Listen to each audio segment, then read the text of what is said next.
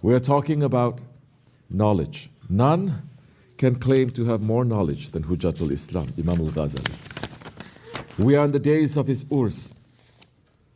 During the time of the Seljuks, during the time of Nizam al-Mulk, Imam Al-Ghazali was the most knowledgeable scholar, that he was able to defeat the philosophers and all their wrong ideas and corruption. But himself, with all his knowledge, did not feel satisfaction in his heart.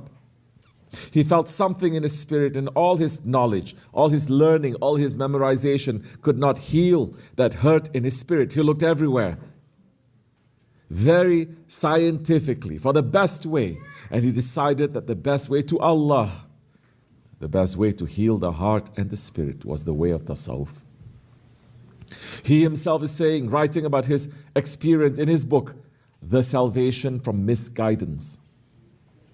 He said, theory was easier for me than practice.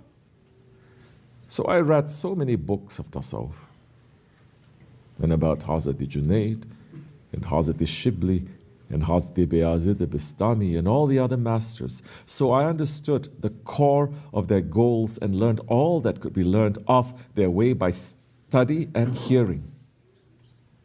Then it became clear to me that in tasawwuf, the most important thing is that it can only be achieved not by studying, but by experience.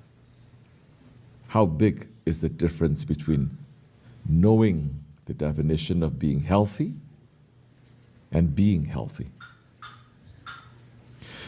And he continued struggling with himself because he was so tied to the madrasa and to his obligations. Then he says, in Rajab, in the year 488, Allah put a lock on my tongue so that I could not give lectures anymore. I struggled with myself to teach for a single day, to make my students who always came to my classes happy, but my tongue could not say anything.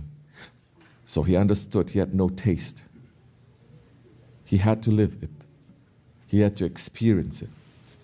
So he left everything. He left his huge position, his family, everything. He made everyone believe that he was just going to Mecca. But then he went to Baghdad, then to Damascus, and then to Quds Sharif, and then to Mecca and Medina. He lived it for years.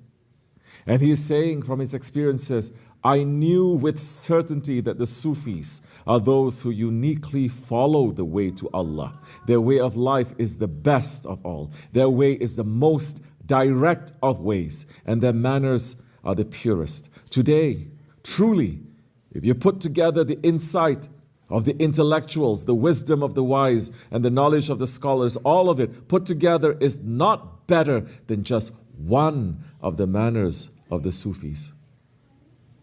Because everything they do is learned from the light of the mihrab of prophecy.